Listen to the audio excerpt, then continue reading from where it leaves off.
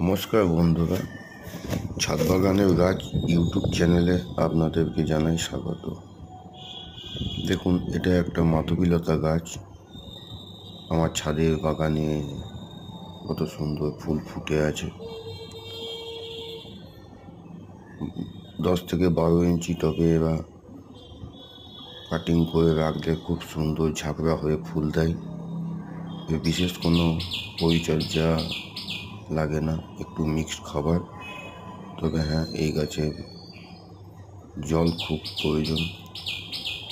গরমকালে দুবেলা করে জল দিতে হবে, তা নাহলে গাছের পাতা ঝিমিয়ে যায়, ফুল ঝিমিয়ে যায়। আপনারা এই গাছ একটি ছাদ বাগানে খুব অনায়াসে করতেই পারেন। নমস্কার বন্ধুরা, ভালো থাকবেন।